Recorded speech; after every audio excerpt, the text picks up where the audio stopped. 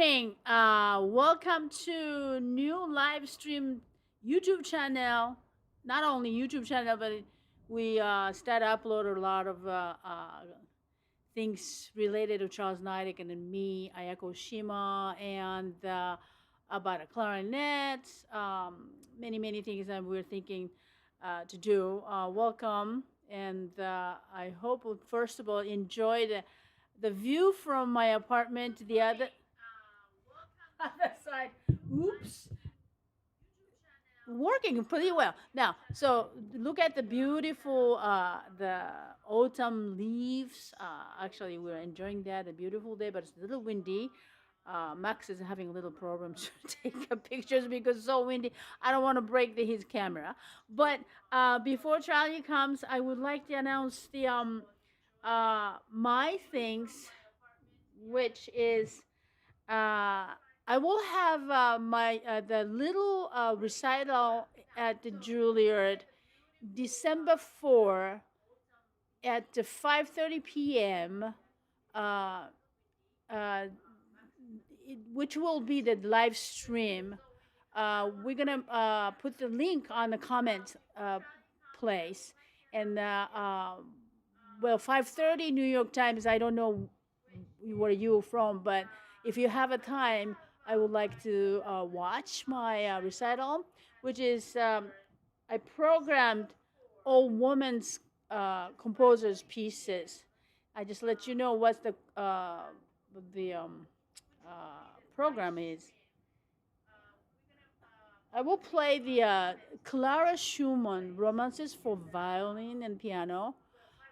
Charlie the arranged for clarinet and piano. It's a beautiful piece. Hold it, okay. Hold the microphone. Okay, yeah. Thank you, Max. I'm so sorry. Now then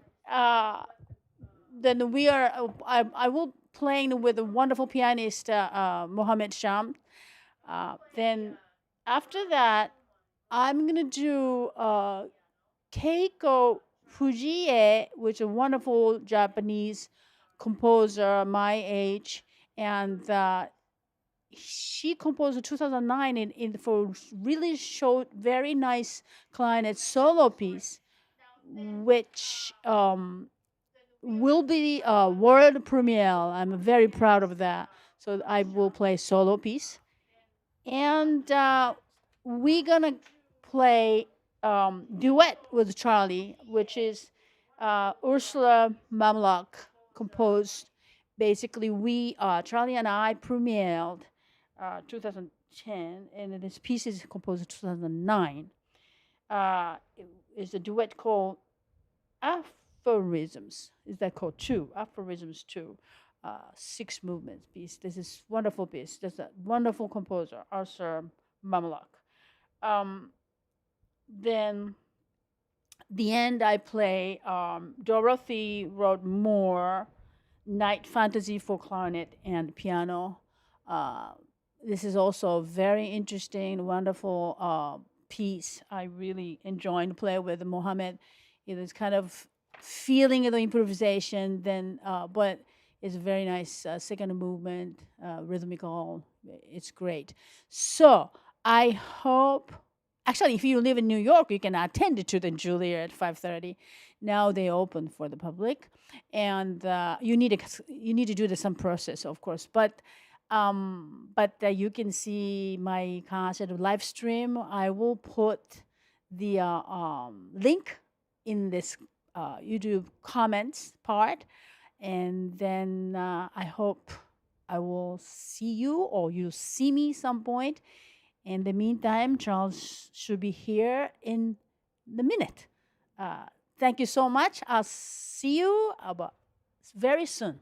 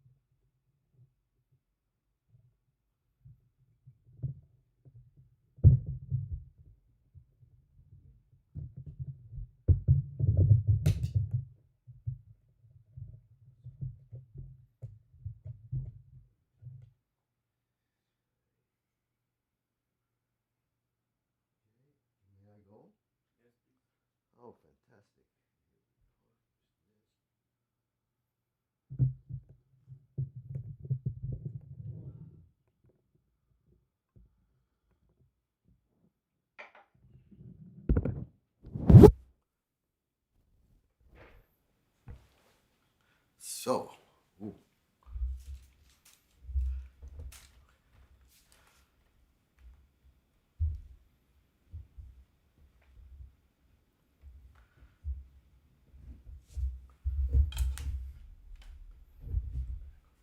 Back. Okay. Even farther.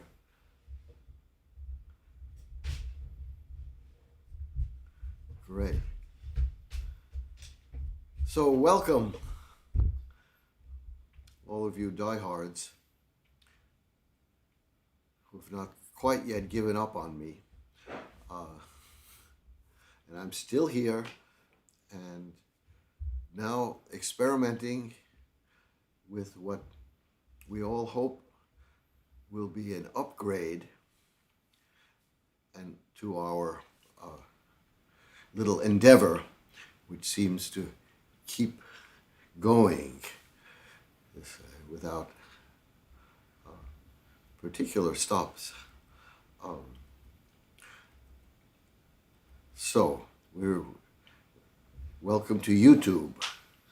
Yes, I hope that the link worked well. I'm going to see if we can organize it in a different way a little bit. Oops, as we keep.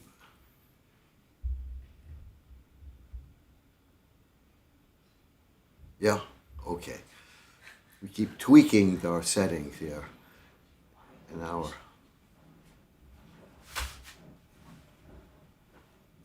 I know. But I'm just fascinated by what's going on in the background. That way. So once again, yes, welcome. Okay, please send your comments either through YouTube or on Facebook or whatever about how this is working, because I hope that it will be better, and I hope that will also allow us more flexibility. So with this platform here, I'll also connect it with the WA Concert Series YouTube channel, and we will be starting, hopefully in January, our concert series again, which at least in my mind will be very interesting in terms of programming and people. I will even play in it, I think, but that will be the least interesting part, perhaps. Okay, I mentioned in my little, I should say, invitation and not introduction to this, that I will be doing the harangue this morning, and I will not have. Oh, I can't talk yet. Wait. Anyway, see, the basics have not changed. We still have to wake up in the morning after basically not sleeping. But actually, if you don't sleep, then you don't have to wake up, I think. But you have to not fall asleep.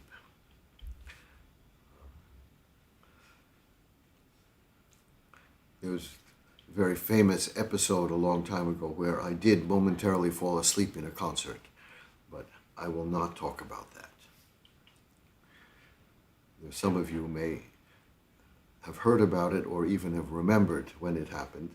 There were great extenuating circumstances, I must say, and probably the result was actually rather touching, in fact. Okay, I want to speak about economics, because the world is experiencing this inflation and supply chain, whatever you call it, issues throughout. And all of this is incredibly understandable and is something which was predicted, I think. That's by people, unfortunately, not in official positions a long time ago. Okay. But the problem as I see it is that there is now a push towards very traditional measures to sort of curb inflation, so to speak, which in fact will be incredibly detrimental to, I would say, even the conquering, if we may, of the COVID-19 pandemic. Would be very detrimental to the well-being of people. These are measures of austerity, so-called, which, as Naomi Klein in her Disaster Capitalism, which was written many years ago, detailed in wonderfully direct form, benefit, in fact, the very rich, let's say, corporations, but do not benefit people. But before that, there's really a lot, very much to talk about today, and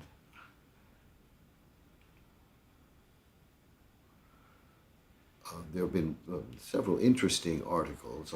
I will simply sort of sketch over a few things that I read about.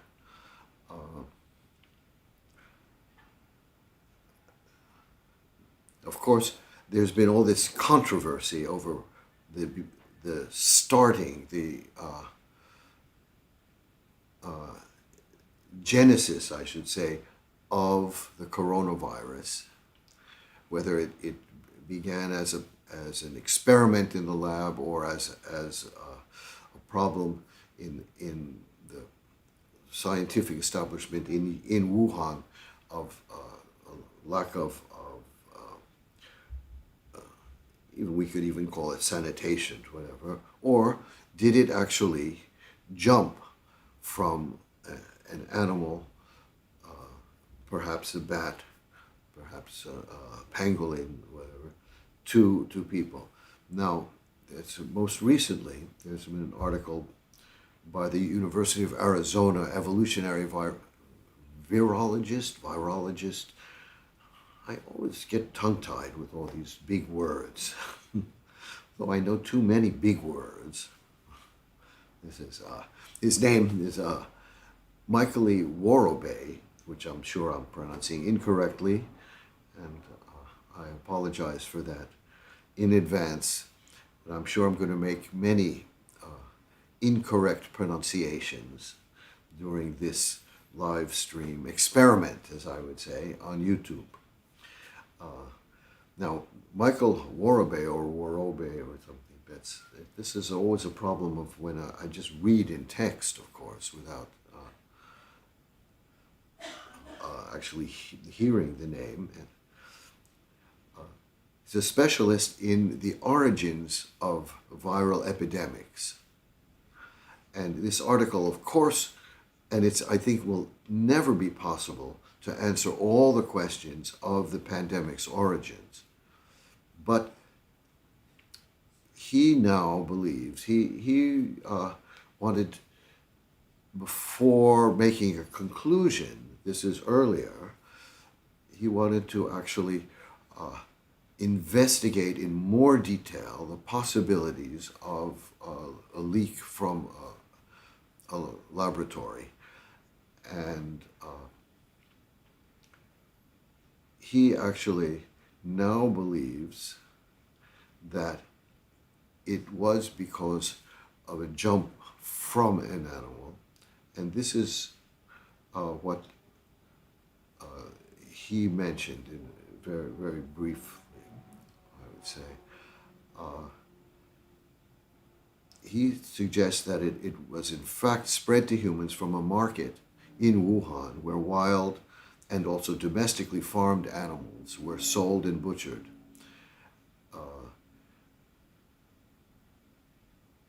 And the reason for that has to do with the timeline that has now been established for infections. And that the person who supposedly earlier, and I don't mention the exact dates, I have to find them in another place. I just put a little bit in this sort of outline that I have here. But it's very easy to find. This is the Washington Post has a nice article about this, in fact, today. So anyway, the timeline that's originally it was thought that the first infection in Wuhan happened earlier in December as someone who was infected in a laboratory. But as it turns out, that person, in fact, was infected with coronavirus later. And the earliest infection that they found was someone who, in fact, had contracted the disease in this market, which selling these exotic animals. So, I think this is rather important news in any case, and this virologist, I think I should take speech lessons somehow. I didn't know. All of a sudden, my mouth doesn't work in the way I'd like it to. Michael Worobe, I apologize to him once again. He's a very noted expert, and his article lends great credence to an actual, I should say, natural so-called genesis. Okay, that said, I continue a bit with the coronavirus, I would say, woes that we are in right now. And that is because, now, Austria has just announced that they were going to a nationwide lockdown on Monday and will impose a coronavirus vaccination mandate after the new year. This, now, that's Thursday. Austria, here I have this here, registered 14,212 new cases within 24 hours. This is actually rather serious. Now, Austria also has one of the lowest vaccination rates. Now, their far-right Freedom Party, who is there, have resisted vaccines on the ground of, again, personal liberties. Have called for a demonstration on Saturday against the new measures. This is also interesting. It's you have a group imposing a group will, which actually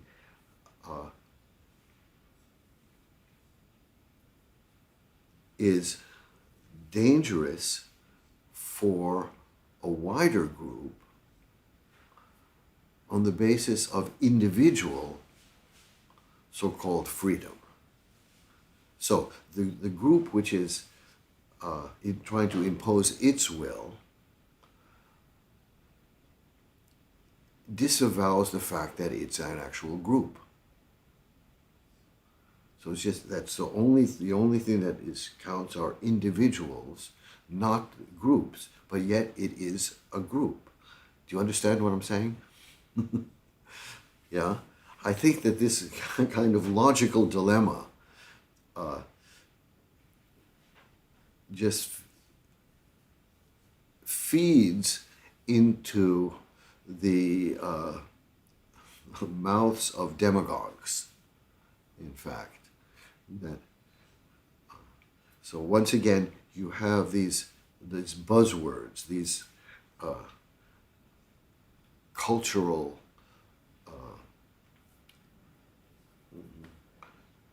I don't know, it's not monikers, it's traces or something that come into play, and they actually do not have objective meaning. Yeah. Yet they create emotional issues which are very, very difficult to actually overcome this way. But the question of the individual versus the group is something which is very important and has always been important with people and with animals also. I wonder if it's important with plants. That's interesting. Okay. Now, going through this also, see, vaccinations, of course, have been shown to be still the most effective way of halting not only the progression of the virus, but its severity. And that's, of course, very important. Now, Germany, which is now again experiencing spikes, has moved to approve new restrictions, including limiting the ability of unvaccinated people to ride public transit and to attend work in person. I mean, it's actually quite strict this way. Now, leaders of 4 regions of Italy, which is also now registering a spike in infections, has called on the national government to impose a lockdown of unvaccinated people. You see, I think this is actually more serious than requiring a vaccinating mandate. This is basically, you are parsing people into one group and another, and one group is more free, let's say, and the other group is definitely restricted.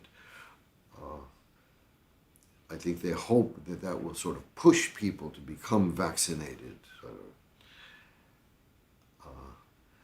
But they say Italy's entire workforce is required to be either vaccinated or tested regularly. Now in Belgium, where the numbers of patients, as I read here, in intensive care facilities, or units, as it's written here, is the highest since May, and authorities have made working from home for 4 days a week mandatory until December 12th, at least, you see this. And of course, Eastern European countries, this is Bulgaria, Romania especially, Croatia, Slovenia, Slovakia, are recording record numbers of infections. Now, I'm in New York, and basically we'll go outside and everything seems relatively, or I should say, very calm. However, the United States in general has followed the spikes of infection, surges of infection in Europe. You see, so the terrible sort of cataclysmic, I should say, surge of infections in New York City and in New York State, I would say, that happened around in April of 2020, etc., followed the cataclysmic infections in countries like Italy and France and others. So, we cannot say that we are actually safe from this, even though it seems like this now.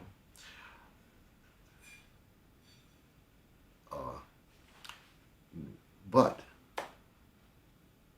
what is a very good sign for the United States is that the FDA has actually cleared giving booster shots to everyone or anyone, let's say, over 18 years old. Now, which means that the FDA, CDC, the administration, the Biden administration, is very aware of the possibility of what is happening now in places in Europe beginning to happen in the United States.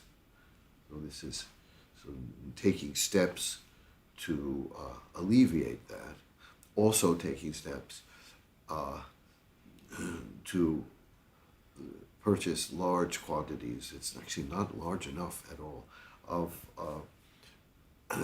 for instance, Merck's antiviral medication, and also sort of, I would say, encouraging the adoption or the approval, I should say, of Pfizer's antivirals. And this is all, I think, very necessary. Now, I continue with this, and this is something I just read. It's one of the reasons why I'm late sometimes. Not sometimes, seems like always. Yeah. I think I always will be late with this, but perhaps with YouTube, if we have more flexibility, I can do things at different times and then post more easily. Then maybe we will come to terms with that. But there's a wonderful internet site which is called Naked Capitalism, and it's one of the most important, I've talked about it before, one of the most important sites which discusses economics. And this was a post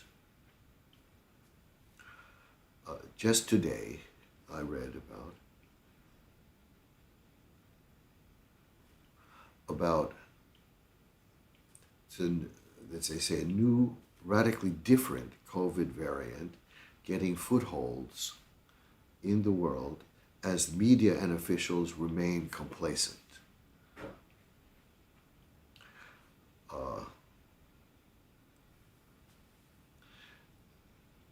And a lot of what this article mentions, it's how the prioritizing of business over people is what has led to the surge and surges of the pandemic. No.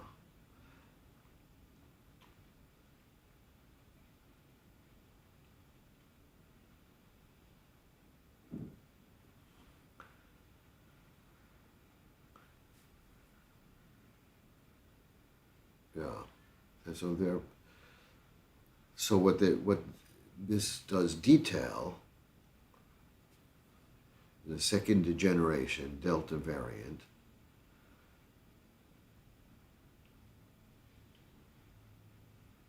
And the eyes now are on a lambda C37 and mu on possibly a P1 variant, which have significant numbers in South America. Supposedly the mu variant has not disseminated greatly, so supposedly that's good news, but again, we don't know too much about that. Then, but there is another variant which is called B1640.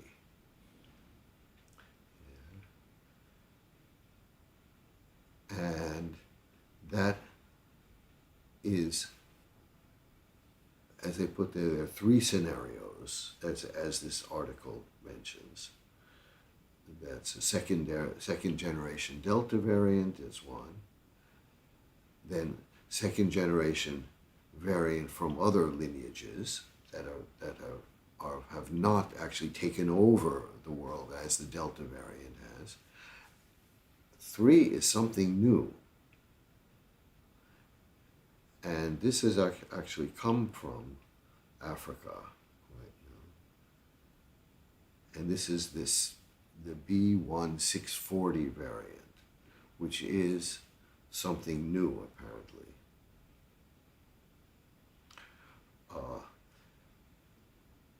Hopefully that will not go anywhere.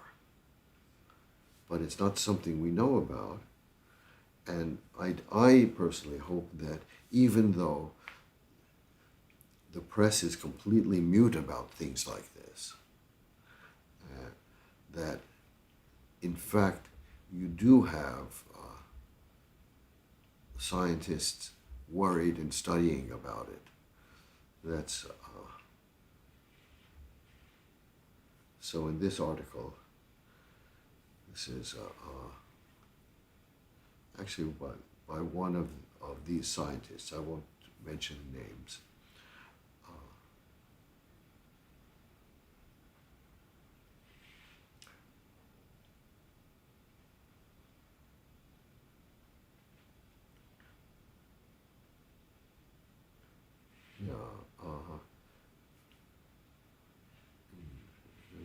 Sorry, I'm just reading something more. I didn't read the whole of this article.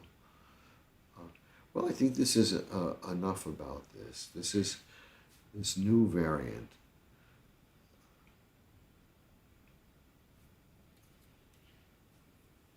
which,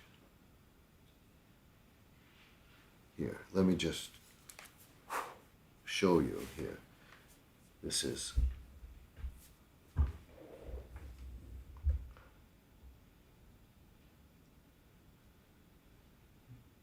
okay. This variant at the moment is not widely disseminated at all, but the basic problem is that this conserved spike mutations that it has will allow it to evade the vaccines that are presently in use. So, let's be careful anyway. And what is important is the wider the dissemination of our vaccines now, the less probable that mutations like this will actually occur. And that is the biggest reason for having as much of the population of the world as possible vaccinated. And of course, this is old news, but as this article mentions, it's there is great complacency in the basic press about this, even though the Delta is still surging in places.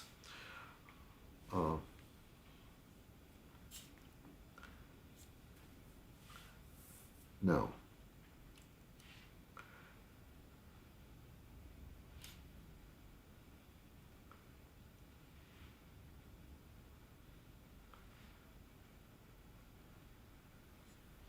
okay, what else should I talk about? I'm going to come to my economics, but right now,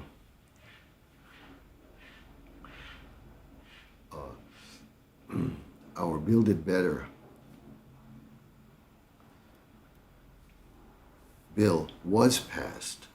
So we do have this infrastructure bill in the United States, which, if just looking at the streets in New York and how they are in incredibly terrible shape, it will do some good. It will do hopefully a lot of good. Now, you have the Republican representatives in Congress who voted against the bill, now claiming, in a certain way, responsibility for it, for passing the bill. I mean, the kind of two-faced, cynical posturing, I should say, of this is, well, I guess it's typical, although I should say it's remarkable, but it is not, it's typical. And that's, of course, because you have great majority of the population of the United States in favor of something like this, because they have to do things like,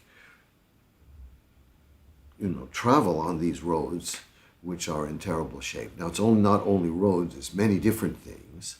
It's even things like in rural areas, you have decimation, I should say, of services, whether it is medical services or other services. That's right. So all of this has to be addressed. It's you have in places very spotty internet in the United States. That has to be addressed, should be addressed, and you have great popular support for all of this. Okay, I'm always a little bit overwhelmed by what I have to do here. Now,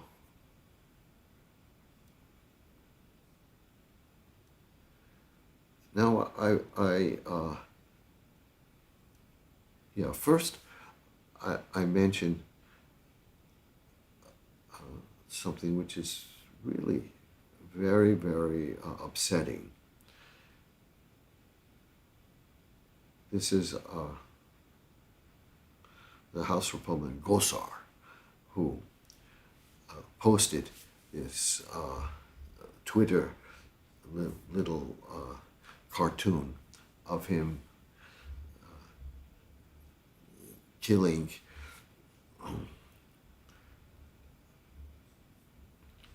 so let's say one member, and even stabbing or whatever this President Biden. This is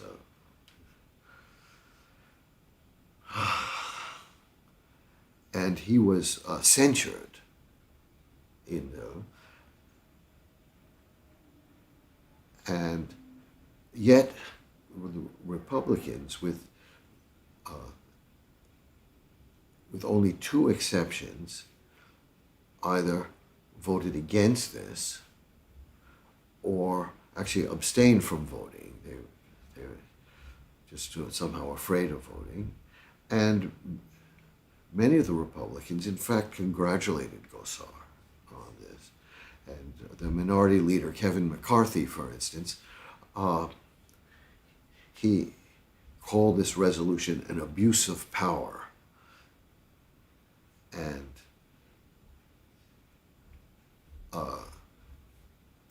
even though there have been members throughout history always being censured for actions, I mean, much less terrible, I should say, than what Gosar did. And of course, what is just totally understandable for everyone is that if you're in a job and you post an image of yourself killing a colleague, I think you will probably be fired from that job that way.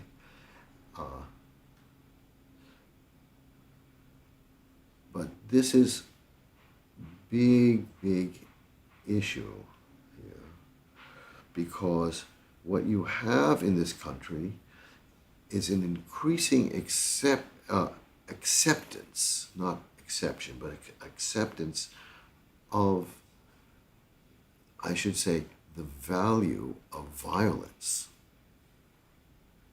And this is very, very dangerous. And we see this beginning in Europe as well, as it seems like very often recently, while pandemic issues have moved from Europe to the United States, social issues, or I should say cultural issues, have moved from the United States to Europe that way.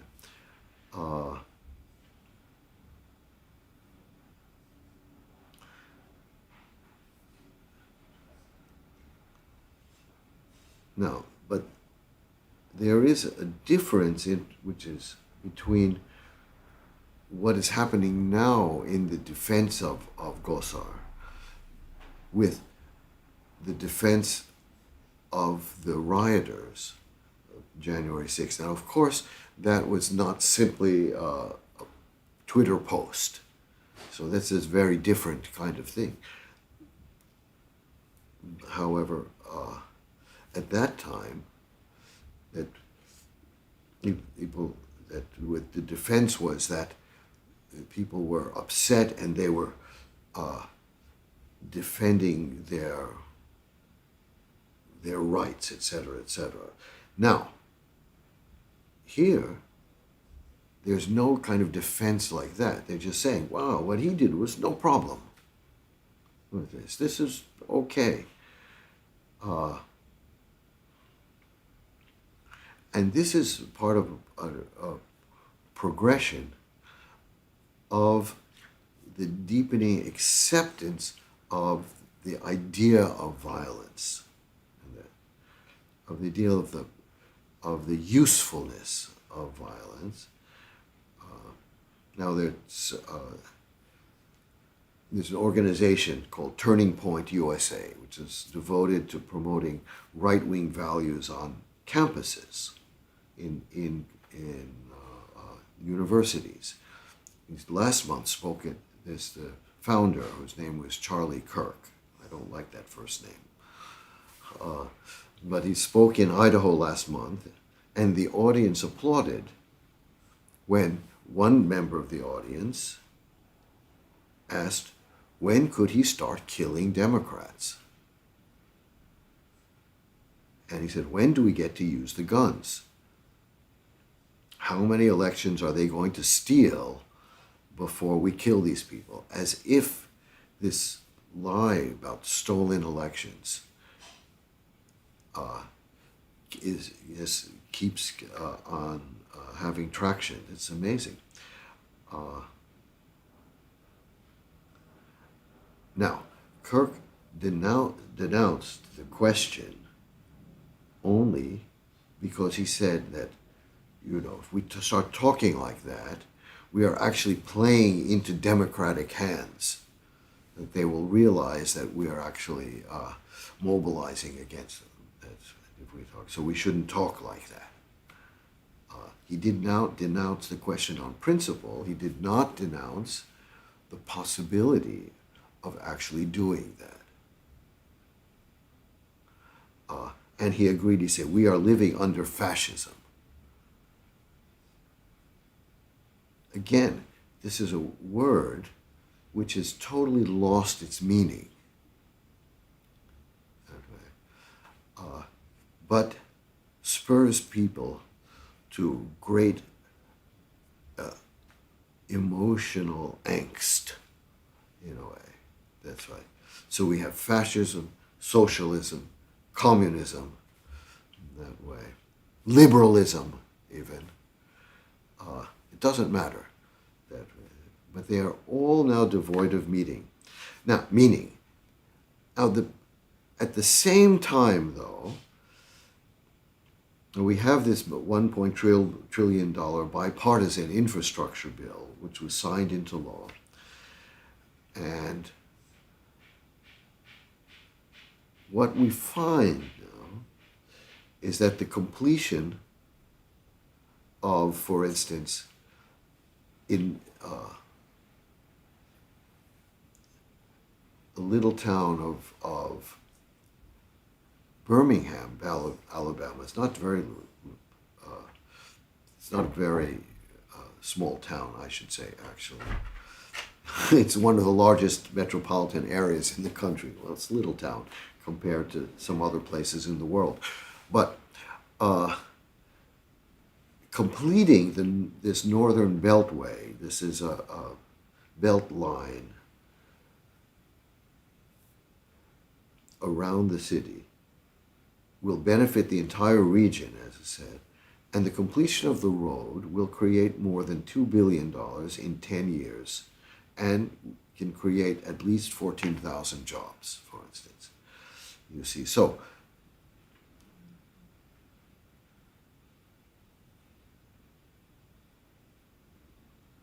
we have this sense, and this is what is so important, that these bills, and there's another bill that's going now that will hopefully be passed by the House and will go to the Senate, and let's hope that it will be passed, but that's a big question, and I will get to that, that these bills actually, this infusion of money will create more jobs, create more wealth, I should say, for the country, the United States. And in that sense, will actually create more wealth for other places in the world as well. And will allow the United States, as part of a ensemble of countries in the world, to address the very critical issue of climate change. Now, I just continue with a few more statistics because they are, in fact, very, very important. And I know everyone is yawning and sort of leaving this, but that's okay. I don't care about that. I will do this no matter what. That Goldman Sachs has mentioned, this is that by the end of 2022, the nation's unemployment rate will be at a 50-year low. That's actually rather significant. And unemployment rate now is in fact lower than it was during the Trump administration.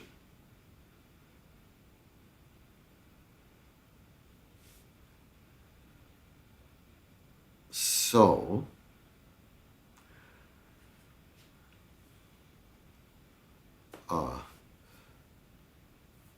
we have a kind of discrepancy of what is reality and what is appearance.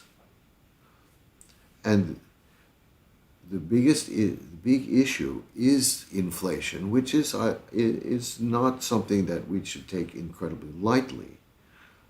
But the possibility that, in a certain way, I would say the fear of inflation, I would say demonizing inflation again, that's happening, will prevent these measures, which will actually lead to a better world. And it's happened in the past. And always the measures against inflation have resulted in an increase in poverty. This is most important to understand.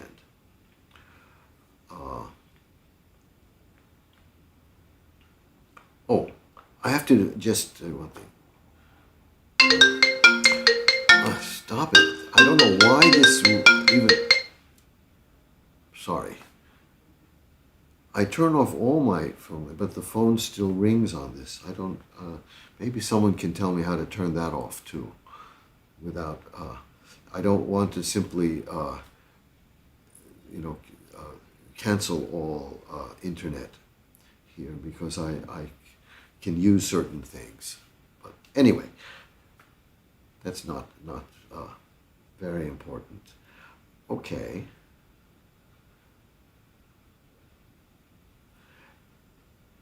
I go through a couple more things. This is November 12th. That's a little while ago, about a week ago. Michael Flynn, who's this kind of notorious character, who still comes back. All these people seem to come back after being disgraced and come back with more and more virulent kind of effect. He spoke at what's called the Reawaken America conference in San Antonio, Texas, designed once again to whip up belief that the election was stolen and that coronavirus vaccines are an infringement on liberty. That way. So Flynn told the audience also, if we are going to have one nation under God, which we must have one religion. One nation under God, one religion under God. Now, was he booed about this? Of course not. But in fact, this is something that was critical for the founders of the United States of America. And, of course, the First Amendment of the Constitution reads, Congress shall make no law respecting an establishment of religion or prohibiting the free exercise thereof. And, of course, that came about because there was great pressure against different religious sects in the colonies, so that the free exercise of religion, the separation of government and religion, became a paramount part of the Constitution, a paramount part of what actually was part of the making of the United States. So the fact that someone is actually speaking about making the United States into a country which has just one religion, that's actually sort of religiously led country, and that's not simply by religion in general, but by one religion, is also a very dangerous move toward fascism, in fact, despite what the idiot Charlie Kirk actually mentioned before. Uh-oh. I keep thinking that everything is. And I don't even bother with this Kevin McCarthy 8-hour speech. Total nuts.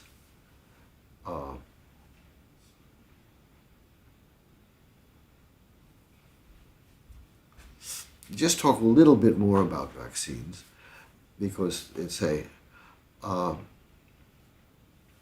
October, in counties that voted for Biden, you had 7.8 people only per 100,000. That still is a significant number, died from coronavirus. You have 25 out of 100,000 died in counties that voted against Biden.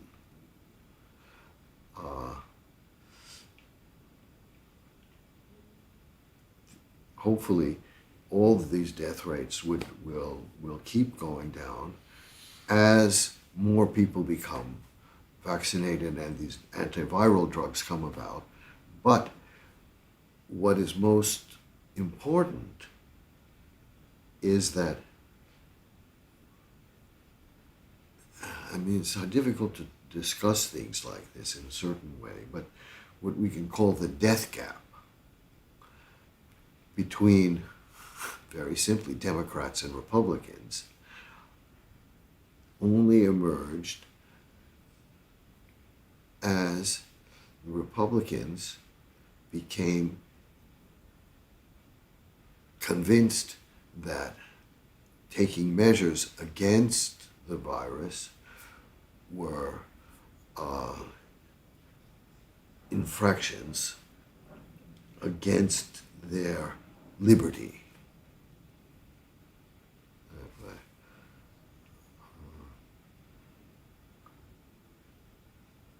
You know, the famous statement, "Give me liberty or give me death," I think has been transformed into "Give me liberty and death."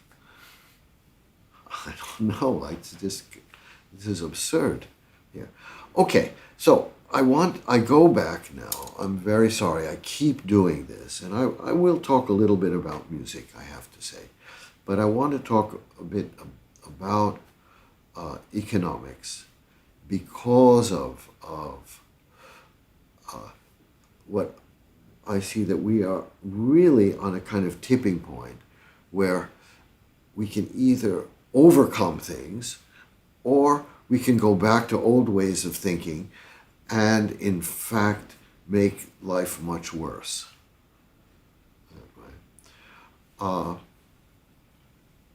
First, I have to talk about this. This was the Kentucky Law Journal article. This was not so recent, and I was going to talk about this a long time ago, but somehow never got around to it.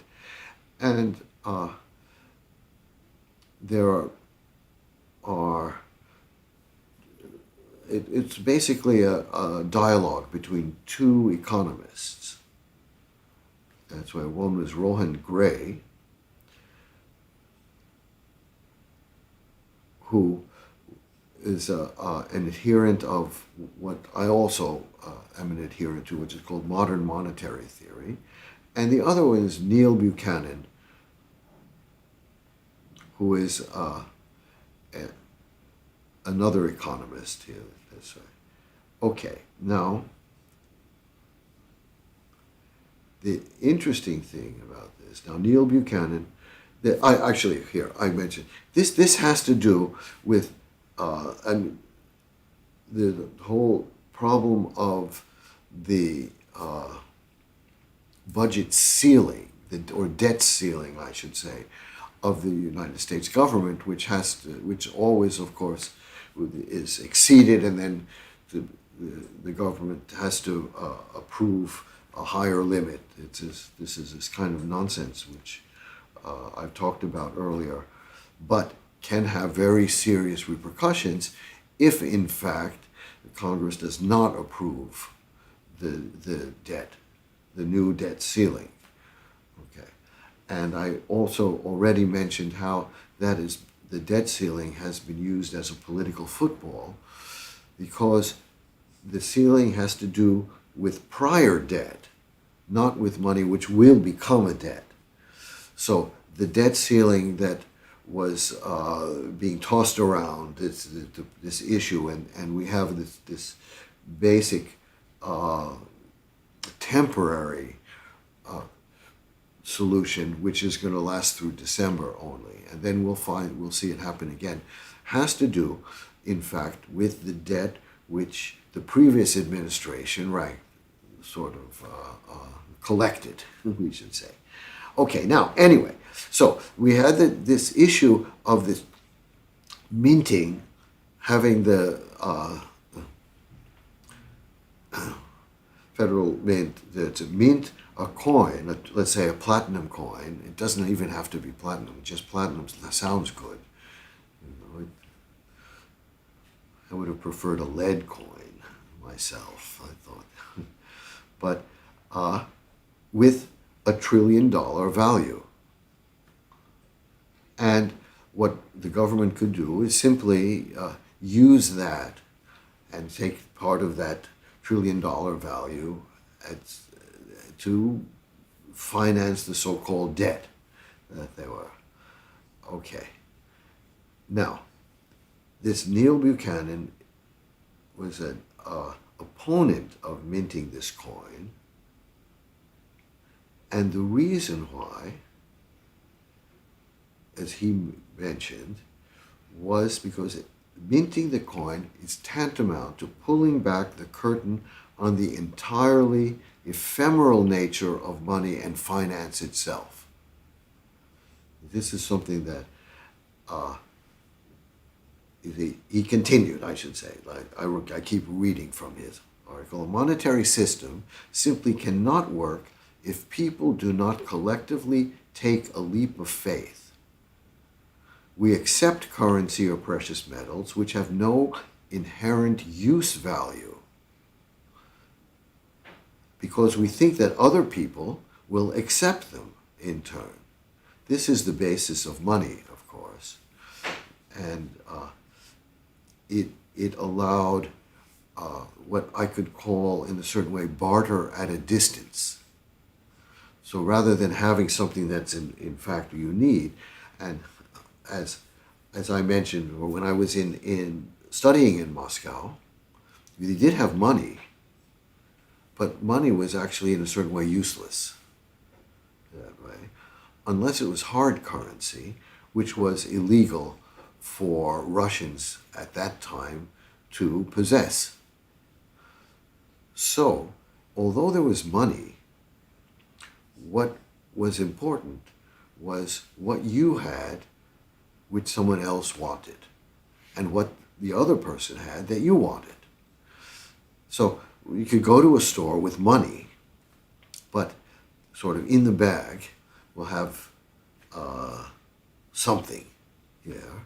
And let's say we go to a butcher's shop and say, well, I want to buy a chicken. They said, no, we have no chickens.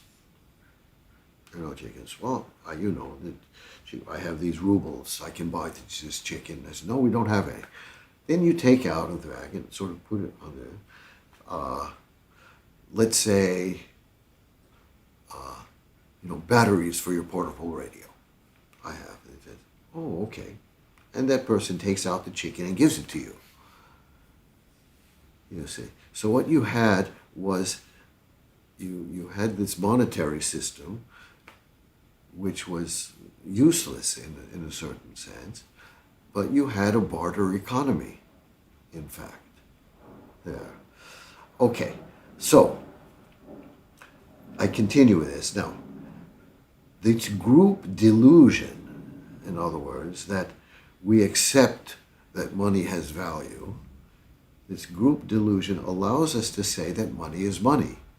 If the delusion starts to fall apart, there are real, very negative effects, you see. So it's like the Wizard of Oz, and they have this all of a sudden the curtain falls and we see that it's all a sham that way. And this is what this Neil Buchanan was worried about in terms of minting this coin, of this $1 trillion coin. That in fact it shows to the world, to the people, that money is just what you want it to be. Okay. And in fact, money is what the government wants it to be, because I can print money myself. I can say that reeds, oh, that would be fantastic for us, wouldn't it? Reeds are money. I have thousands of reeds here. Well, what value shall we put on them? Yeah, okay. But I can't go to a store and with my reeds and say, okay, I have these reeds. Maybe I could go to a certain store with them. This is an interesting point. Anyway, okay.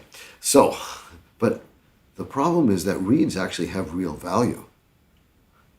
So that's not really money in any case. So it could be. But, you know, precious metals do have value in things like medical technology, printed circuits, things like that. But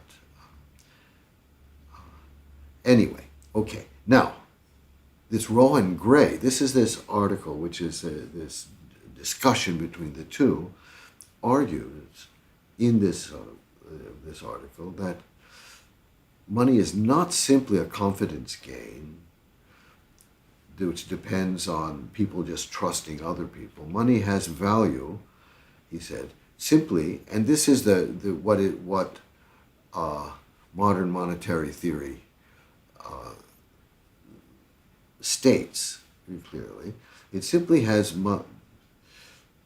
value because the government, which is sort of overriding, no matter, even though that we worry about our personal liberty, that the government accepts it as payment of taxes and other obligations, you see. Now, if the government all of a sudden stopped saying, let's say the United States stated that, okay, that, you know, our dollars are no longer acceptable for the payment of taxes or other government obligations, but in fact, instead, what is acceptable are little plastic widgets. Widgets would become money, and dollars would, of course, lose all their value.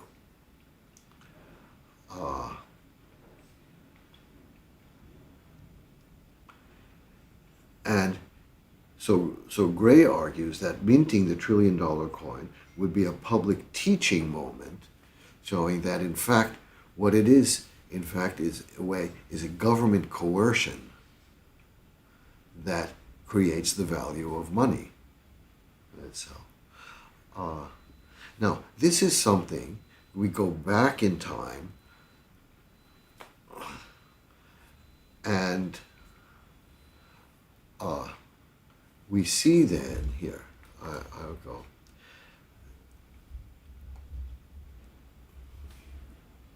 that Alexander Hamilton understood very well in the very beginning, at the formation of the Constitution and the formation of the United States government, the importance of having a centralized currency that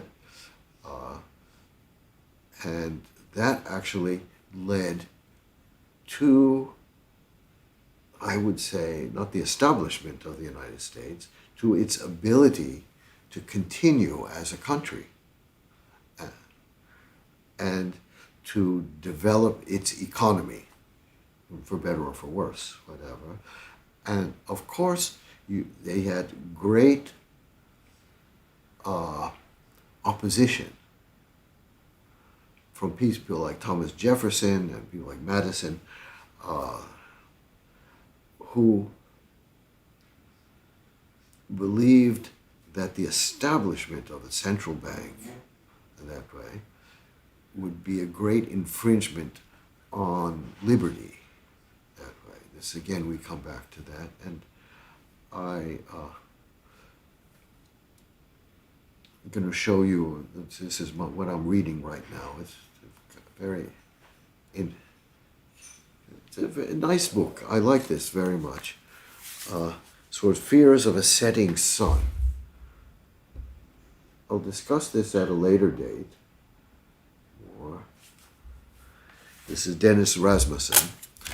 And it says the disillusionment of America's founders, United States founders, how, and it really documents all the infighting in the very beginning of the formation of the United States nation this way. How do I get rid of this? Oh, there we go. I got rid of it. And how, in fact, as I see it, that,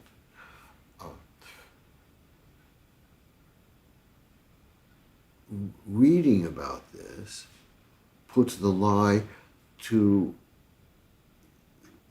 this philosophy of originalism in the practice of law nowadays.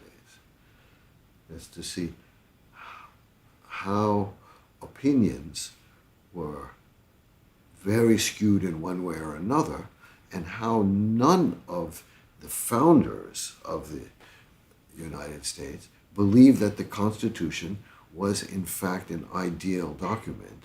It was just better than what they had before, and it was the best that they could do at that moment of time. That way. Anyway, that's later. Okay, I must keep talking, and I know that they want to stop. It's okay. I keep talking about this. This is my experiment also about how far I can go with all of this here. And this comes from Matt Taibbi. Taibbi he's a kind of curmudgeon, but a very interesting guy, and he has documented basic corruption in business and in government for many years, and he wrote very nice and cute article speaking about, while the United States is in a certain way tearing itself apart over these sort of cultural problems, cultural issues, cultural,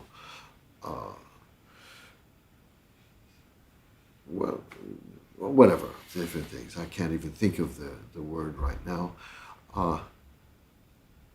You see, as he says, as the country again prepares to go to war itself, and over various things. That's right. A bigger story goes unnoticed. And that story is, to remember now, in the background is we have this inflation rate here. But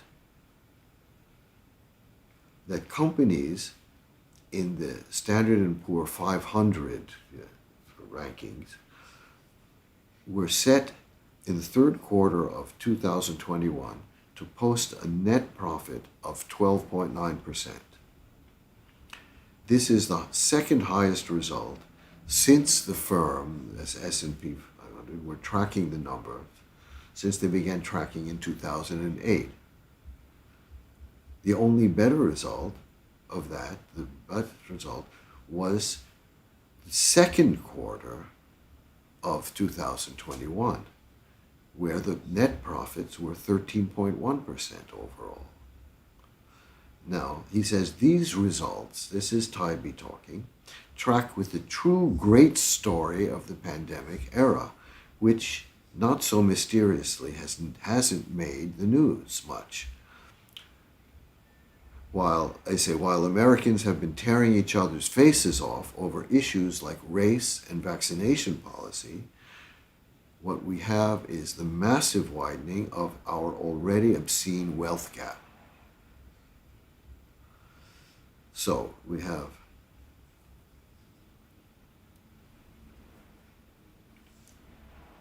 blah, blah, blah. I have a bit thing that's, you see, that's remembering last year's riots, etc., etc. That's, and we have the trial of Kyle Rittenhouse now happening, who killed 2 people in Kenosha, and this is quite politicized, of course. This is all that's well and good, but corporate America, which before March of 2020 was headed for a depression at this time, during the summer, this way, was soaring above the fray on an apparently endless and escalating ride to record profits. And he has different graphs that, of course, a lot of this focuses on Amazon. And then Bezos, it was his rocket-like ascent. He did ascend in the rocket, but as he said, beginning the second quarter of 2020. Now, the second quarter of 2020, corporate profits sat at 1.58 trillion. 1 year later, that number was 2.69 trillion. This is a 71% increase in profits. Now, he writes that, how many stories have you read in the last year telling you about how well the top end of income distribution has been doing, while the rest of the country, the rest of us, seem to be falling apart?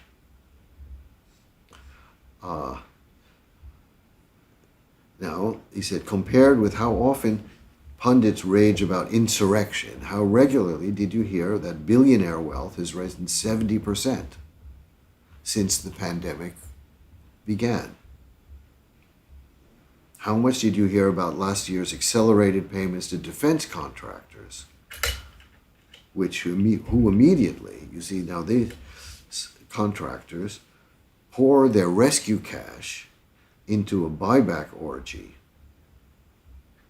and that's underwriting revenue for banks, which led to what he calls an embarrassment of profits, or health carriers, etc., etc.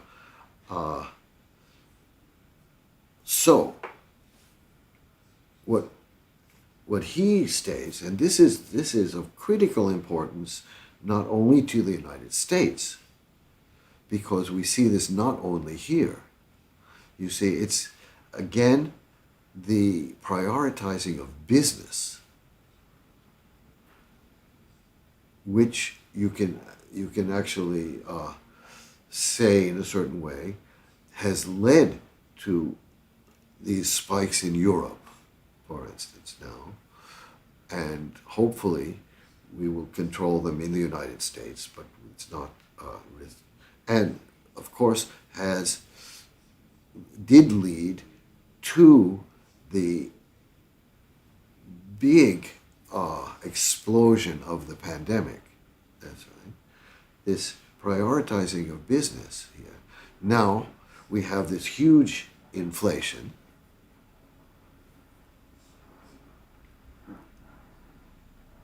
And that, of course, is leading to a greater profit margin for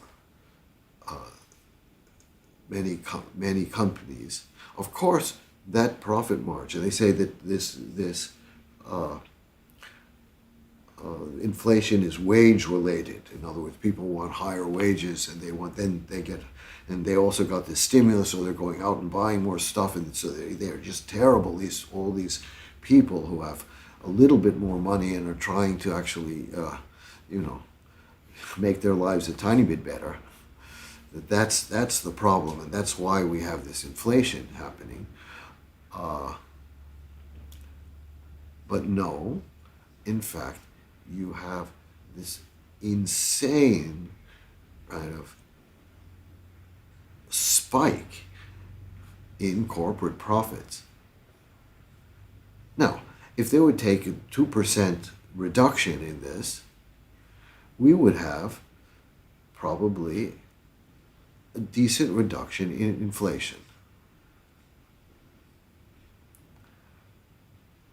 But instead, what may happen is we may have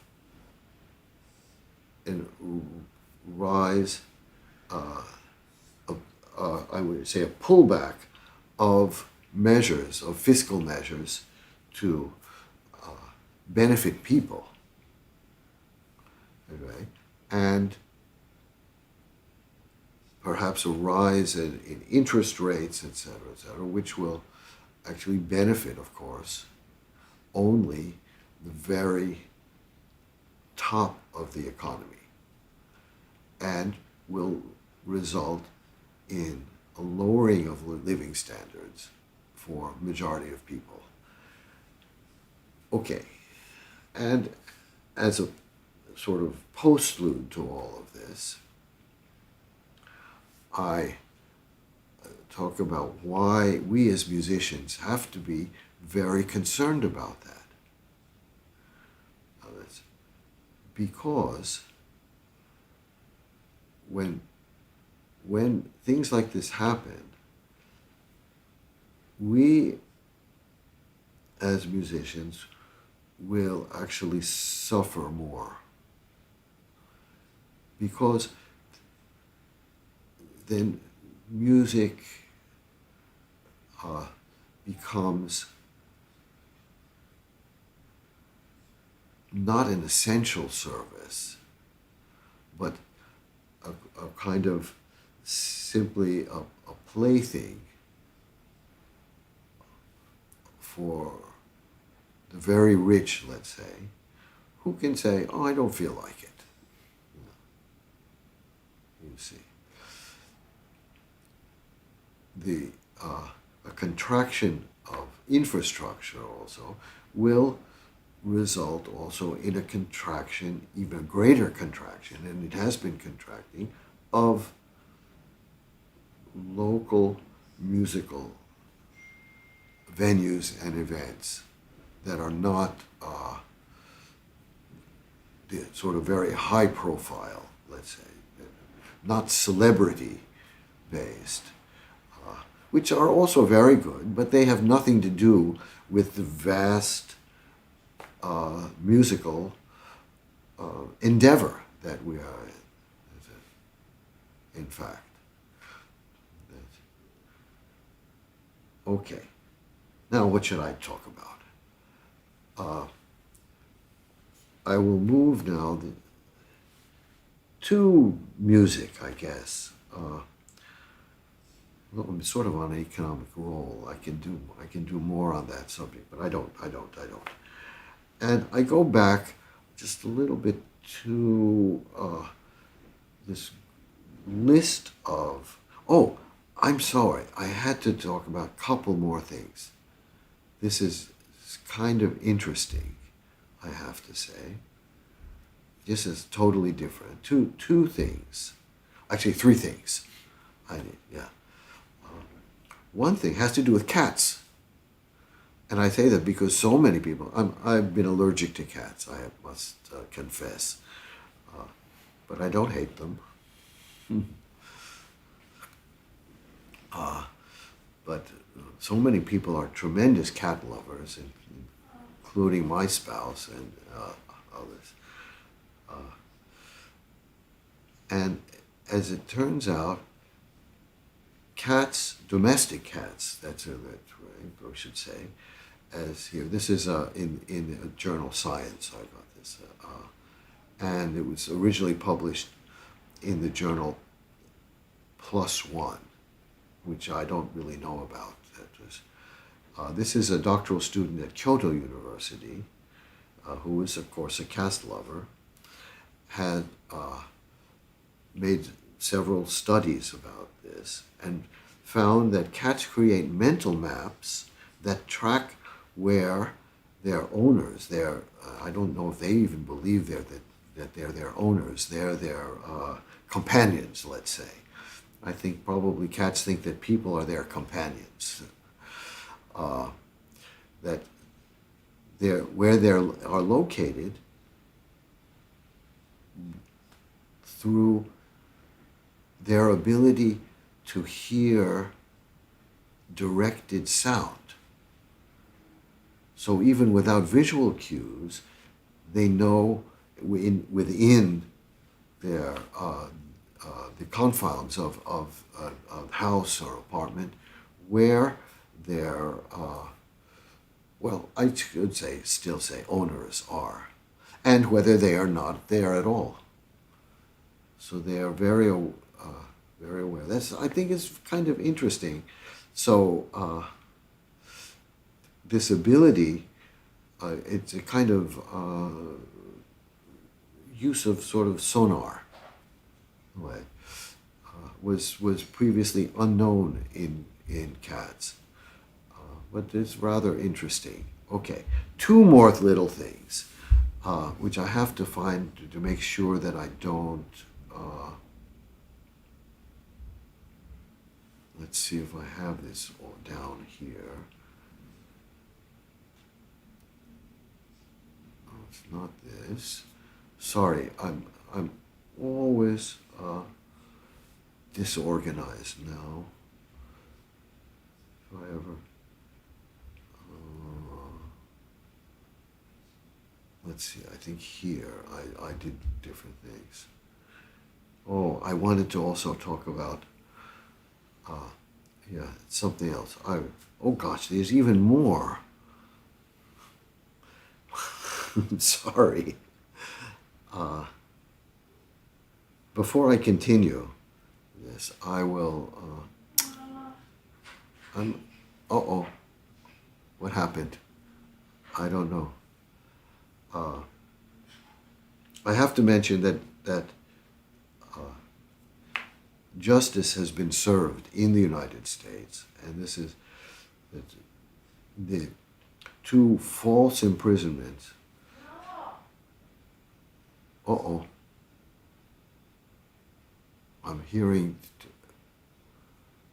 kind of sounds, concerning sounds from the background.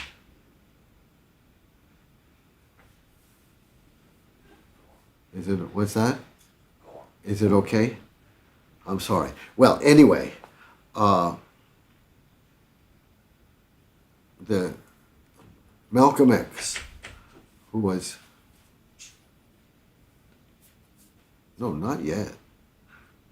Yeah, Malcolm X, who was assassinated 3 years ago, was one of the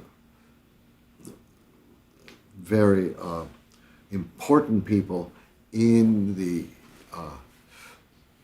pursuit for social justice. You say it's, he was assassinated actually very close to where I was living then and am living now, and the three people were imprisoned, and two of them. This is.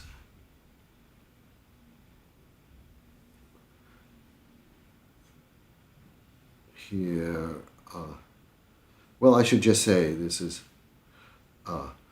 Mujahid Abdul Halim was the third man. Then this one, Aziz, whose second name, I somehow, I apologize. It's not, I don't have this enough. I didn't write this down correctly. But anyway, these two men, and also one who had passed away already, Khalil Islam, they served a combined 42 years in prison, but just now, as the whole issues of the trial were reopened, and they found that, in fact, as the Manhattan District Attorney Cyrus Vance Jr. mentioned, he said the convictions were tainted by conflicting eyewitness testimony, withheld documents, seemingly solid alibis, which were not in fact addressed, and other exculpatory evidence which were just very recently exposed by historians, journalism, and there was also a film made by this. This is interesting. So they were actually, well, I should say that their convictions were finally dismissed. That way, they were found to be innocent, which is something that I was a little bit young at the time when all of it happened. I didn't, was sort of beyond me. But I think this is at least a sense that justice can be done even in the sort of far future this way. And that has to do with also with issues of capital punishment, which I'm not going to deal with now, although I was going to, which is still we have in places in the United States this way. Okay, so I come back and to what I was going to talk about. That's little things after cats. And first, apparently, this is Australia. It's an island, Christmas Island, has very special crab, bright red crab, and they go on a kind of I should say a kind of huge hike. And what happens then is that they kind of take over the island in their search for mates. I think it's a wonderful little story, and that's happening now, apparently.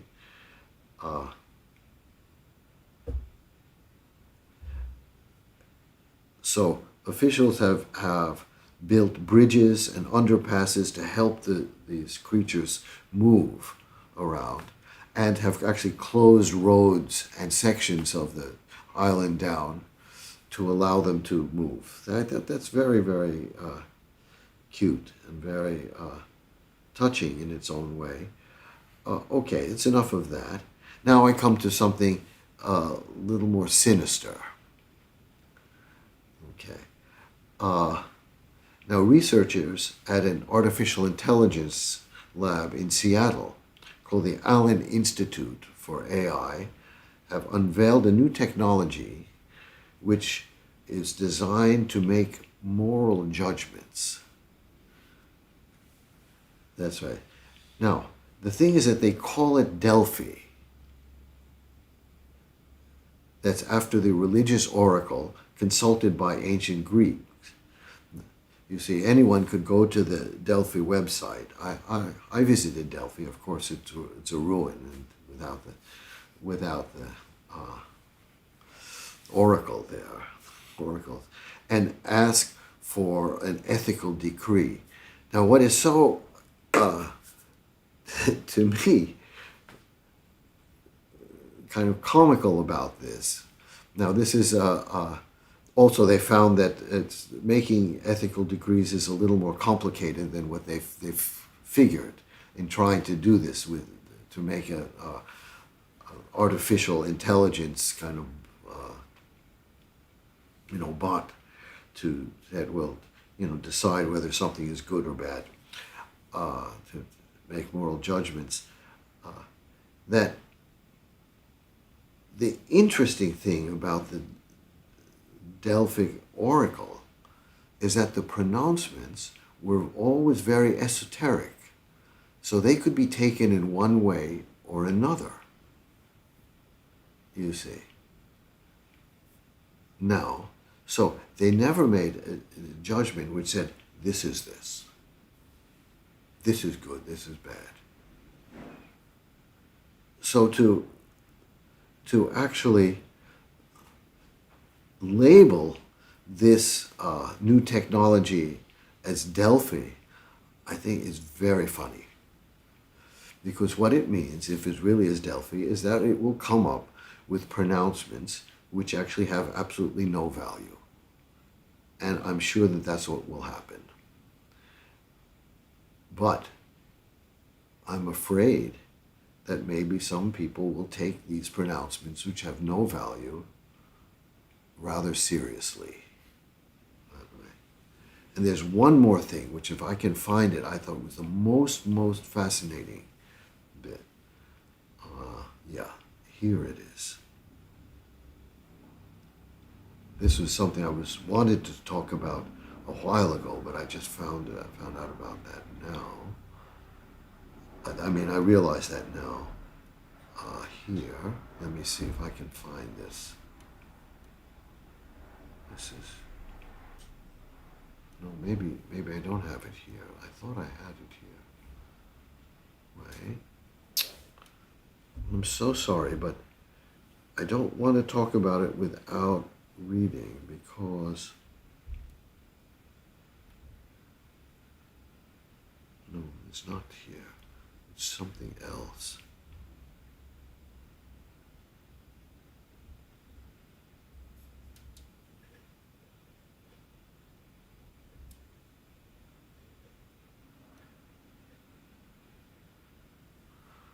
Oh, and this has to do with very fascinating. I thought it was here. I don't understand why not. Oh well. I think.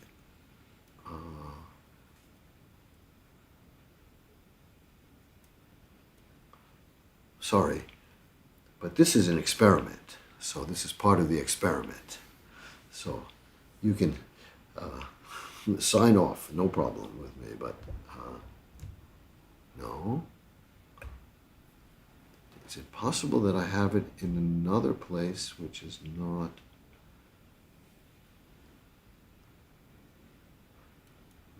No. This is again.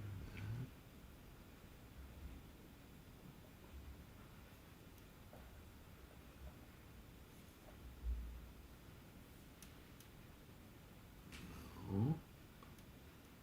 Maybe it's down here.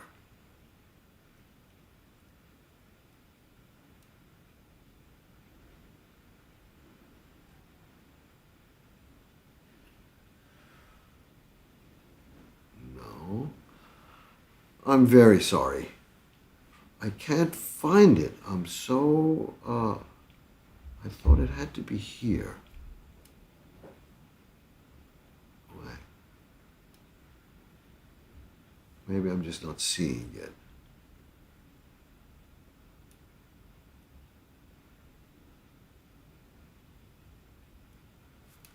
Let me try this.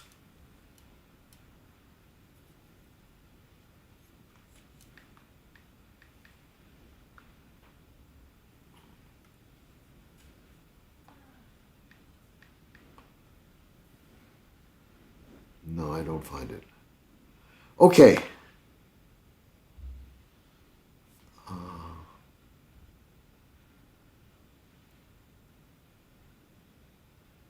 No. I don't find it. I'm so sorry. I don't know why. I think that it's simply I had written it down.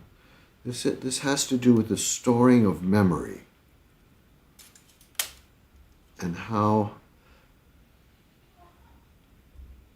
it's actually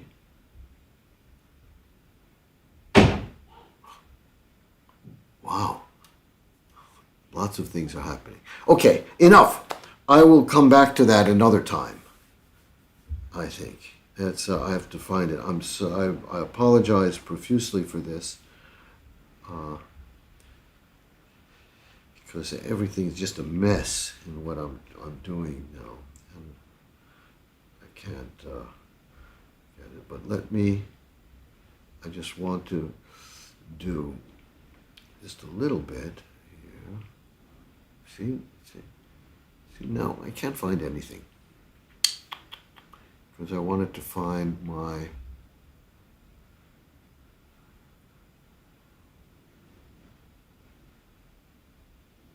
Someone has to tell me how to do this in a better way.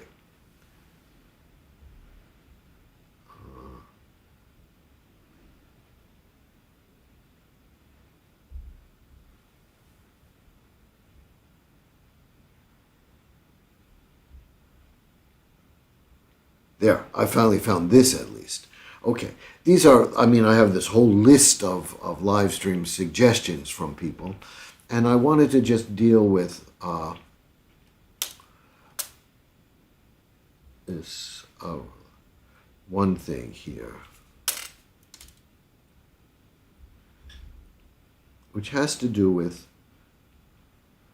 a couple things. First, has to do with playing by memory, which I think I talked about before, but I wanted to just talk about a little more. And because I'm not sure I talked about how to memorize, actually. First of all, I think I did mention, or maybe I didn't. Everything is sort of going like this, sort of flowing into the ether, about the importance of memory, of memorizing, and why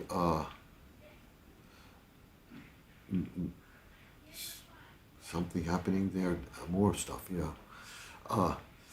Why it is in fact important to memorize. I think the biggest reason for memorizing is that you just learn the piece better. You learn and it's a good idea to memorize if you're playing a piece, not only your own part, but memorize basically the piece as a whole, as much as you can. And I have found that people most often make mistakes not in difficult places, but in places where they have under-practiced. And to memorize something, you actually have to practice these places. This way. It's also true often that people will make more mistakes later on in a piece than earlier in a piece. And that's why Dorothy DeLay had this very nice kind of practical suggestion that it's a good idea to learn a piece from the end rather than from the beginning, simply because you end up practicing the end more than you would normally practice that way. And but the issue of actually playing concerts from memory or not, I actually don't care about at all. And I also think that often, and I've mentioned this in the past, that playing by memory does not necessarily lead to more freedom, so-called, in playing, because what often happens is you memorize not simply the ideal of the music, but you memorize the actual gesture of the music. And that I come back to how we should go about memorizing things. And the clarinet has a special problem simply because it does not overblow, as we call it. It's at the octave. So you have to learn a different set of fingerings, whether you're playing in one octave or another octave, that way. And with that in mind, I think that you need to memorize in a tactile way also. So you memorize actual fingerings, so your hands know that they're playing this, that kind of thing. Then together with that, you also have to memorize the sound of these. In other words, the intervals, let's say, the melodies, that way. The notes themselves, that way. And that together with this tactile memory, this way. Because if you think, well, I start on a G, maybe on the low register you start on G, but on the high register, but what is the fingering for that? And it's not something that we may experience in a conscious way, but it can lead to a kind of hesitation. And that hesitation can actually be a problem for memorization. Is that something else? I know that I'm just really overstepping my welcome now, and I'm sure that most everybody is left. But again, I think we keep this, right? Yeah. So you can come back and sort of move to the, skip to the interesting parts that you feel, and get all my harangue about economics, you can sort of throw out the window. Okay, so now memorization. Also, we should have a kind of intellectual memory. So we memorize the form. And that's also important because a lot of music has repetitions. Now, these repetitions may have certain variants. Like our virus variants, not really. But it's very easy if you're just playing along and you just memorize to just go back to the wrong. And this is all stuff that you know already, but you should memorize actually that so that you know, okay, in a classical piece, I'm in the recapitulation. You see.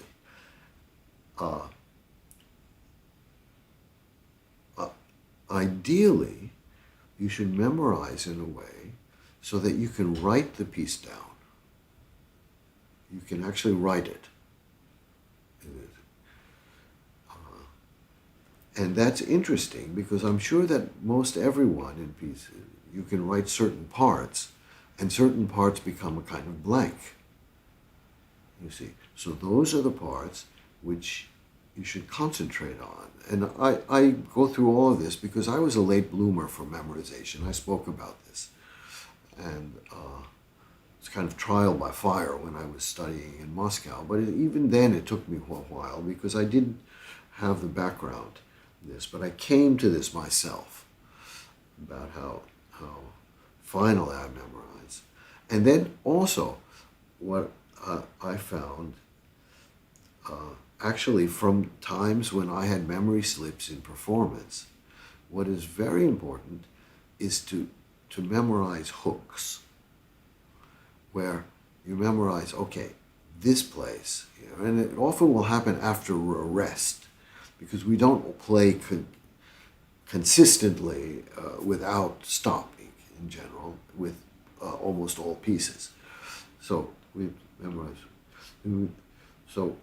So we memorize that we begin with this note, for instance, that way. So even if you somehow draw a blank, you remember, okay, I begin with this note. And then your memory will come back, you see. So this is the kind of three types of memory that we need, or maybe even four if we separate the sort of writing out from the intellectual memory that I talked about. And again, whether you actually play by memory or not, that's completely your business. And it's not something that I personally have any kind of philosophical bent one way or the other. I think it's a little curious that people spend so much passion about memory sometimes, even though, of course, what they're playing is not their own composition. It's another person's composition who is written down. And it's personally interesting. There are certain pieces that I really prefer to play by memory, and certain pieces that I prefer to play from music.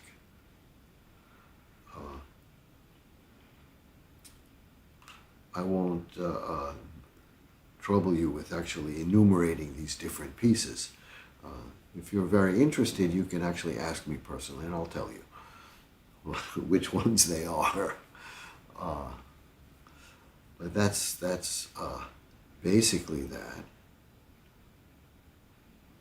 Now, the other thing, another person wrote, is it more important to know music theory than to have an exquisite technique? Now, I think that this is a false division of it, because the point of music theory is to understand what we're playing and to understand how to make our performance more compelling. And if we understand what we're playing, then we can actually have a more secure technique. And this is actually something that I've encountered just now, this coming back to teaching after teaching online in person. And I'm shocked, I have to say, by students who play very well, but yet have no idea what scales they are playing. So, whether you are a devotee of Schenker or whoever it is in terms of music theory is not so important. What you need is basic functional theoretical knowledge. And that knowledge is actually something that we have to internalize into our bodies. So certain basic key modulations, for instance, how if you are in one key, let's say, and you move to the dominant, that's another thing. And that is why I think people used to play. And when I was beginning, I was lucky that my father had me learn scales and chords very simply. I have a little bit of a problem with learning this because I feel that our education is very much stuck in the 19th century, even though this is the 21st century. And this is a problem for musicians, for music students, when they try to play music that is not informed by tonality. So we should actually broaden that to encompass different kinds of patterns that are used this way, so that we can actually technically feel them. Now, why do we need to do that? And what was the problem that I find with now when coming back and finding that there are students who play very well, but yet have no understanding or no sense, I should say. They even understand, but they don't have this instant recognition of what they're actually playing. And that's what happens then, is that they can make all sorts of mistakes and not realize them. And I have them play simple etudes, and they play very well, but they make mistakes. And those mistakes happen simply because they do not realize that if you are in a specific key, you have only a certain number of notes. That if you are playing, whether it is a major arpeggio, for this is since we're playing clarinet, let's say, or wind, or instruments which are linear, which you talk about arpeggios. So that those, if you're playing major arpeggio, there are only 3 different notes in it. Minor, it's only 3 different notes. If we're playing diminished, there's only 4 different notes. So if you're going up and down thing, you should know that you have only these number of notes to play. So then you do, and that should be internalized. And of course, with the clarinet, you do have the problem, since we do not transpose at the octave, that you don't have the same fingering for that. So you actually have to know your scale or your chords from bottom to top this way, because they would, each octave will have a different fingering. But that doesn't excuse the fact that if you don't know what you're playing, you just end up playing some other notes and in a random way. And it also allows you to do certain things, like when you have mistakes in the scores. And of course, I'm talking once again about tonal music, because in tonal music, most everything is in a certain way predetermined that way. So you have you don't, let's say you are playing and you don't know what actual key you're actually playing in. You have mistakes in the score and you just play them. And I've heard that. I've even heard that in recordings, and not only in clarinet recordings, but in orchestral recordings, where you have orchestras and I imagine conductors who are supposed to be in charge, who do not, again, understand. And there's a famous spot in, for instance, Debussy Rhapsody, where the French horns are playing, have incorrect.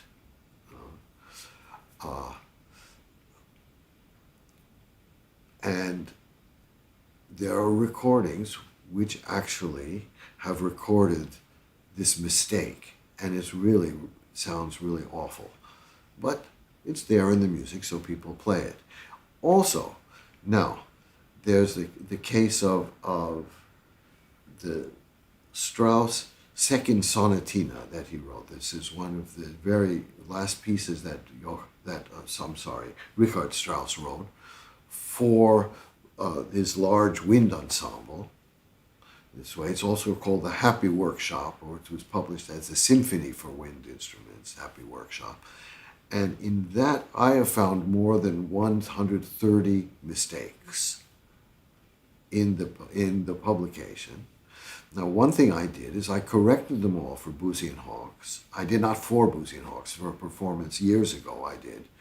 And in the parts, I made all the corrections, and this was the part number 12. I mean, the sort of set number 12 at that time. I sent them back, and of course everything was erased that way. And again, I came back to it, and I went to a performance rather recently at one of the schools, to be unnamed, one of the New York schools, when I wasn't involved in this sort of directing this performance. So but I was interested because I had students involved in it. And there are whole sections where the horns are transposed incorrectly in the parts and in the score as well.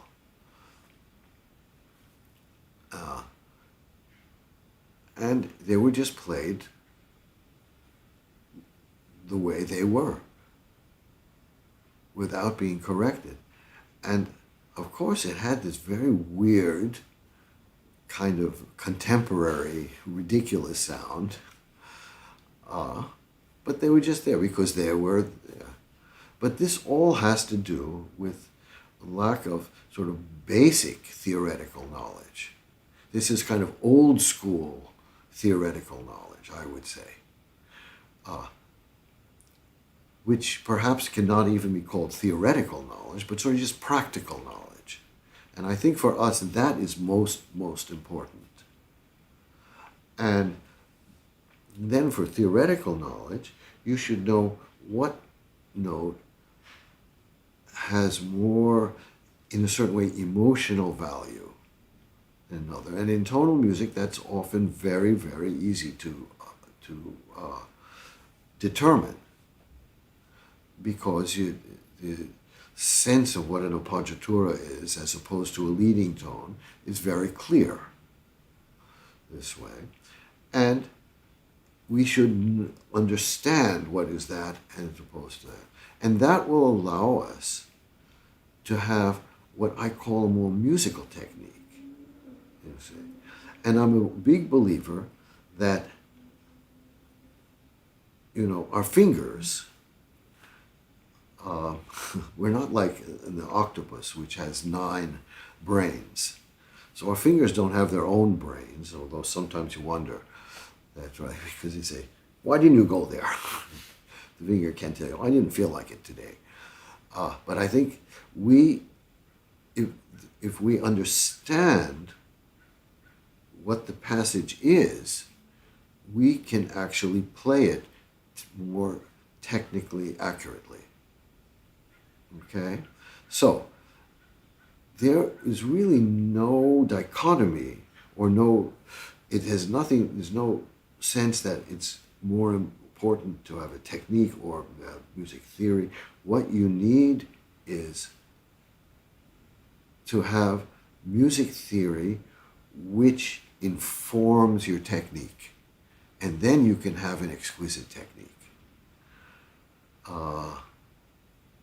Now, something else is it that this extensive prose is something you have to achieve to get really free to express your emotion. As he was talking about playing by heart. I actually, I mentioned that. I don't believe that has anything to do with playing with more compellingly or not. I mean, it can look better perhaps on stage. It's possible. It can look better. And, it can, as I said, it can lead to just a more careful studying of the piece of music that you're playing.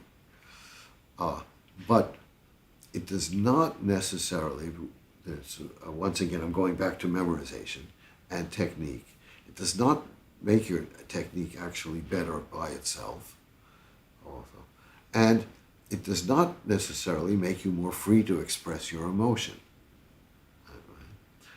And interesting, just for my own self, and I think that I said this already in one of these live streams, that lots of times when I'm playing a piece, let's say a classical work, from not from memory, I get more ideas for ornamentation than when I'm playing from memory. That way. Because I can see the pattern in a new light when I look at it. So I think that it's possible that actually playing from the music can actually give you more freedom to express your emotion. But again, there are certain pieces which I feel, if I play from the music, I feel I don't like it very much. And so I prefer to play them from memory, and I feel that gives me more sense of emotion. And I think that a lot of concertos are like that somehow. I don't know why. Maybe I'm just, because that's tradition somehow that way. While a lot of chamber music works, I don't see the value of playing from memory. I feel the stiffness in a certain way for that. That's something for someone to study. Maybe you can study me as part of it. But that's interesting. And I think I was going to play something, but maybe I will not play. But I will end this simply with Marian Anderson. That's right. But I do have a little problem that I don't know where my decent speaker is. I want to do a low tech version. No, I don't. All of a sudden, everything is gone in this room. Let me check. Hold it.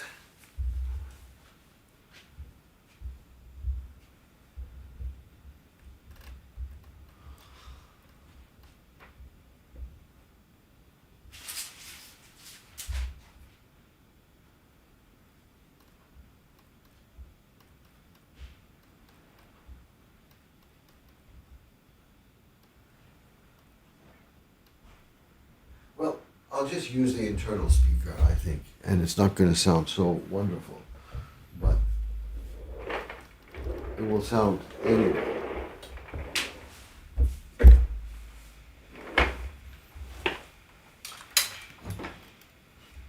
I want to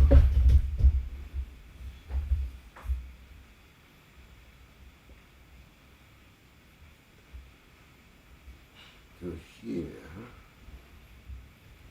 And from here we can go. This is recorded in 1936. The wonderful Marian Anderson singing. This is Schwanengesang of Schubert. This is, okay, let's hope this works.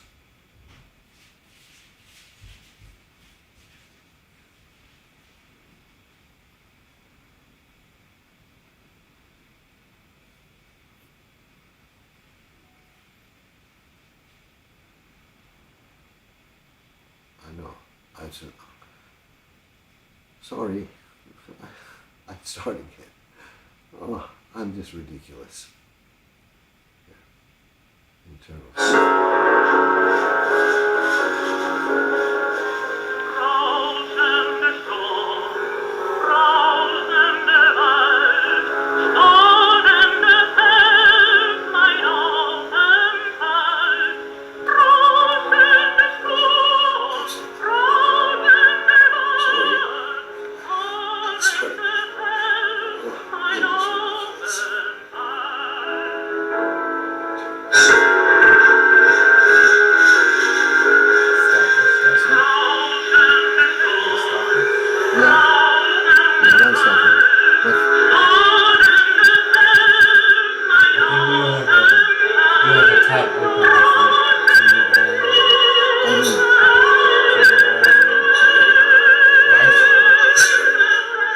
Something is happening.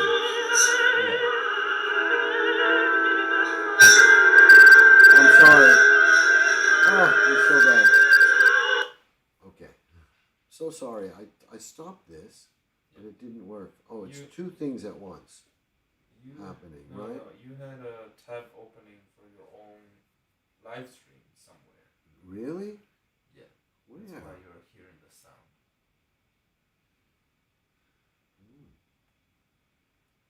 I don't see it.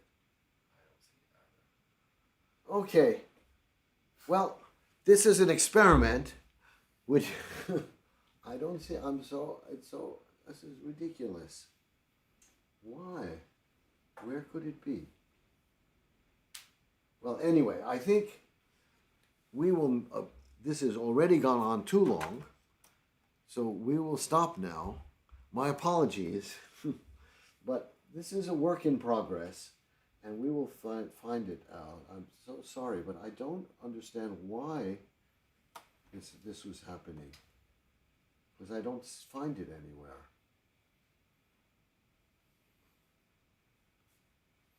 So, maybe, can you end with something else? And that's it. Did you end already? No. No? Can you end, maybe you have something? No, we should jump. It's already 2 hours and a half. Okay. Yeah. So we will stop. Okay, that's right. I apologize. Okay. But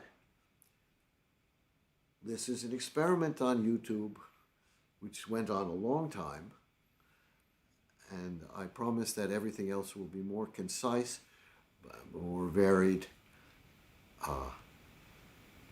But I hope this will actually turn into something kind of, for the long term, rather interesting. Okay.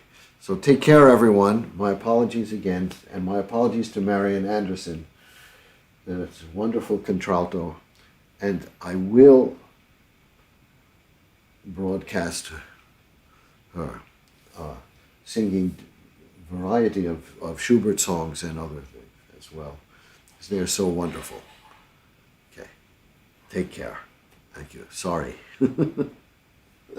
Oh, God.